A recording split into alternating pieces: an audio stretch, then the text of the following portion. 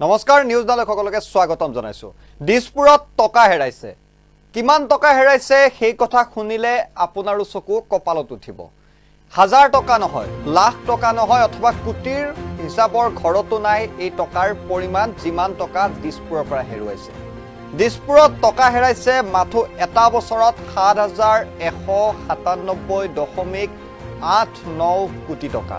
মাথো এটা বছৰত ৭,১৯৭.89 কোটি টকা অৰ্থাৎ ৭,০০০ কোটিতকৈও অধিক টকাৰ হিচাপ নাই দিছপুৰত। এই বৃহৎ পৰিমাণৰ টকা হেৰাইছে দিছপুৰৰ পৰা। মাথো এটা বছৰত চৰকাৰৰ হাতত এই বৃহৎ পৰিমাণৰ টকাৰ কোনো হিচাপ নাই আৰু কেগক অসম চৰকাৰে দিব পৰা নাই এই বৃহৎ পৰিমাণৰ ধনৰ হিচাপ। ২০১৮ আৰু ১৯ বিত্তীয় বৰ্ষৰ এই ধনখিনিৰ হিচাপ দিব পৰা নাই অসম চৰকাৰে। ৭,০০০ কোটিতকৈও অধিক টকাৰ ধনৰ হিচাপ নাই এতিয়া অসম চৰকাৰৰ হাতত আৰু সেয়া মাথো এটা বছৰ। ২০১৮ আৰু ১৯ বিত্তীয় বৰ্ষৰ ৭,১৯৮ কোটি টকাৰ কোনো হিচাপেই নাই এতিয়া অসম চৰকাৰৰ হাতত, কিয়নো কেগৰ ওচৰত তেওঁলোকে প্ৰতিবেদনত সেই তথ্য আগবঢ়াব পৰা নাই এই বৃহৎ পৰিমাণৰ টকা তেওঁলোকে ক'ত খৰচ কৰিলে অসম চৰকাৰে। আৰু ইয়াৰ উপৰি স্বাস্থ্য বিভাগৰ হিচাপত জমা দিয়া, স্বাস্থ্য বিভাগে যি হিচাপ জমা দিছে সেই হিচাপ অনুসৰি স্বাস্থ্য বিভাগৰ পৰা ৩,৪৯৩.৩৮ কোটি টকাৰ হিচাপ নাই, চৰকাৰে দিব পৰা নাই কেগক। কেৱল স্বাস্থ্য বিভাগত ৩,৪৯৩.৩৮ কোটি টকাৰ হিচাপ দিব পৰা নাই স্বাস্থ্য বিভাগে ২০১৮ আৰু ১৯ বিত্তীয় বৰ্ষত। শিক্ষা বিভাগৰ হিচাপৰ জমা দিব পৰা নাই ১,৮২.৩ কোটি টকা, অৰ্থাৎ স্বাস্থ্য বিভাগত সেই পৰিমাণ আৰু শিক্ষা বিভাগে ১,৮২.৩ কোটি টকাৰ হিচাপ দিব পৰা নাই কেগক। আনপিনে কেগৰ সৰজমিন তদন্ততো যি মূল্যাংকন কৰিছিলে সৰজমিনভাৱে তাতো ধৰা পৰিছে চৰকাৰী মিথ্যাচাৰ আৰু কেতবোৰ ফোপোলা স্বৰূপ। নিয়ম অনুসৰি মুঠ বাজেটৰ ৮% ধন স্বাস্থ্য খণ্ডত ব্যৱহাৰ হ'ব লাগে, কিন্তু অসমত ২০১৪ আৰু ১৫ বিত্তীয় বৰ্ষৰ পৰা অৰ্থাৎ পূৰ্বৰ কংগ্ৰেছ চৰকাৰৰ দিনৰ পৰা বিজেপি চৰকাৰৰ দিনলৈকে ২০১৮ আৰু ১৯ বিত্তীয় বৰ্ষলৈ ব্যৱহাৰ হৈছে মাত্ৰ ৪.৮% পৰা ৬.৭%লৈ ধাৰ্য কৰা মুঠ বাজেটৰ পৰা এই পৰিমাণৰ ধন। আনপিনে ১,২৬৭ কোটি টকাৰ পৰা ১,২৯৯ কোটি টকা এই সময়ছোৱাত ব্যয় নোহোৱাকৈয়ে উভতি গৈছে বা ব্যয় নোহোৱাকৈ আছে এই বৃহৎ পৰিমাণৰ ধন। অসমত প্ৰয়োজনতকৈ ১৫% চিকিৎসক কম আছে, ৬% নাৰ্ছ কম আছে অসমৰ স্বাস্থ্য খণ্ডত। আনপিনে ৫৫% চিকিৎসা সহায়কৰ নাটনি হৈছে অসমত। তাৰোপৰি অসমত প্ৰায় ৬১% যি প্ৰাথমিক চিকিৎসালয় আৰু ৬১% সামূহিক চিকিৎসালয়ৰ অভাৱ হৈছে অসমত। ইয়াৰ উপৰি চৰকাৰে প্ৰদান কৰা কেতবোৰ তথ্যতো ব্যাপক খেলিমেলি প্ৰমাণ হৈছে কেগৰ প্ৰতিবেদনত। আইৰণ টেবলেটৰ পৰা আদি কৰি অন্যান্য ঔষধ পাতি প্ৰদানৰ ক্ষেত্ৰত চৰকাৰে প্ৰদান কৰা যি তথ্য সেই তথ্যৰ লগত অমিল পাইছে কেগে নিজাকৈ তদন্ত চলোৱাত নিজৰ সৰজমিন তদন্তত। এই অভিযোগসমূহ উত্থাপন কৰিছে বিৰোধী দলৰ দলপতি দেৱব্ৰত শইকীয়াই। তেওঁৰ মন্তব্য এই মুহূৰ্তত আগবঢ়াইছোঁ। আমাৰ বিধানসভাৰ শীতকালীন অধিৱেশনত কেগৰ ৰিপৰ্ট অসমৰ ক্ষেত্ৰত দাখিল হৈছিল আৰু এই ৰিপৰ্টত দেখা গৈছিল যে যোৱা সময়ছোৱাত বহুবাৰ সতৰ্ক কৰাৰ পিছতো অসম চৰকাৰে কেনেধৰণে নিজৰ ৰাজহ আহৰণ কৰিব লাগে সেই প্ৰচেষ্টা লোৱা নাই আৰু পুঁজি ব্যয়ৰ ক্ষেত্ৰত যি মিতব্যয়িতা দেখাব লাগে সেয়াও কৰা নাই। বৰঞ্চ কেগৰ প্ৰতিবেদনত উল্লেখ আছে তেওঁলোকৰ বহুখিনি চুপাৰিচ এই চৰকাৰে যোৱা সময়ছোৱাত গ্ৰহণ কৰা নাই।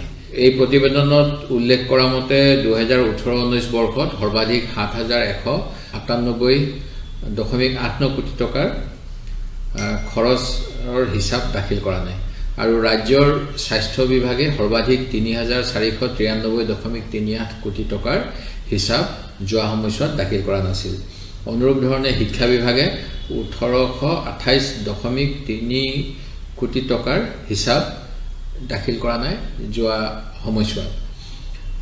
আনহাতে কেগে ৰাজ্যৰ স্বাস্থ্য সেৱাৰ মান পৰীক্ষাৰ বাবে ২০১৪-১৫ চনৰ পৰা ২০১৯ চনলৈকে এটা কিছুমান নিৰ্দিষ্ট জিলা হস্পিটেলত জিলাত মূল্যাঙ্কন কৰিছিল আৰু এই মূল্যাঙ্কনত আমাৰ স্বাস্থ্য খণ্ড যিটো বৰ্তমানৰ মুখ্যমন্ত্ৰী মহোদয়ে বহু বছৰ ধৰি নেতৃত্ব দি আহিছে তাৰ এটা ফুপুলা স্বৰূপ পোহৰলৈ আহিছিল ৰাষ্ট্ৰীয় স্বাস্থ্য নীতি 2017 অনুসৰি মুঠ বাজেটৰ 8% পুঁজি স্বাস্থ্য খণ্ডত ব্যয় হ'ব লাগে কিন্তু আমাৰ অসমৰ ক্ষেত্ৰত 2014-15 পৰা 18-19 লৈকে 4.8 পৰা 6.7% মুঠ বাজেটৰ ধাৰ্য পুঁজিৰহে স্বাস্থ্য খণ্ডত ব্যয় কৰা হৈছিল আকৌ কেগৰ তথ্য অনুসৰি সেই সময়ছোৱাত 1267 কোটি টকাৰ পৰা 1299 কোটি টকালৈকে অবিবহিত হৈ আছে ৰাজ্যত স্বাস্থ্য কেন্দ্ৰত মুঠ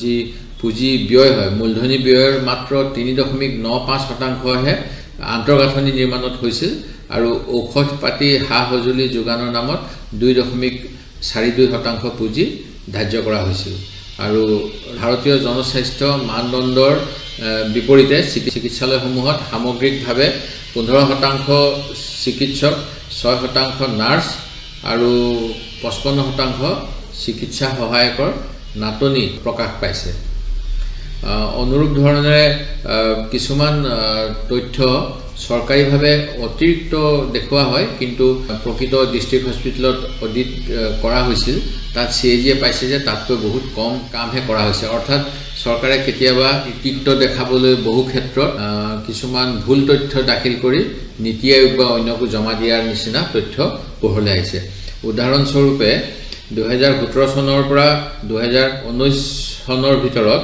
ৰাজ্যৰ মহিলাসকলক আইৰণ ফলিক এচিডৰ 43 লাখ টেবলেট দিয়া হল বুলি হেলথ ডিপাৰ্টমেণ্টৰ প্ৰতিবেদন যিখন কেন্দ্ৰ চৰকাৰক দাখিল কৰা হৈছে কিন্তু আমাৰ হস্পিটেলৰ তথ্য যেতিয়া সিএজিয়ে চালে তেতিয়া গম পাইছে যে মাত্ৰ 16 লাখ টেবলেটহে প্ৰকৃততে বিতৰণ কৰা হৈছিল একেধৰণে কেলছিয়াম টেবলেট 70 লাখ মহিলাক বিতৰণ কৰা হৈছে বুলি স্বাস্থ্য বিভাগৰ ফালৰ পৰা কেন্দ্ৰ চৰকাৰক ৰিপৰ্ট দিয়া হৈছিল কিন্তু যেতিয়া সিএজিয়ে চালে সেইখিনি সময় দেখা গৈছে যে মাত্ৰ 8 লাখ মান মহিলাহে এই কেলছিয়াম টেবলেট পাইছে ৰাজ্যৰ উপস্বাস্থ্য কেন্দ্ৰ public health centre community health centre এইখিনিও যিমান থাকিব লাগে সিমান নাই আমাৰ কমিউনিটি হেলথ সেন্টাৰ 61% অসমত কম আছে উপস্বাস্থ্য কেন্দ্ৰ 41% কম আছে মই আশা কৰোঁ আমাৰ নতুন স্বাস্থ্য মন্ত্ৰীয়ে এই দিশত মনোযোগ দিব আৰু যিখিনি আমাৰ অভাৱ সেইখিনি দূৰ কৰিবলৈ তেওঁ যত্ন কৰিব এই যিখিনি তথ্য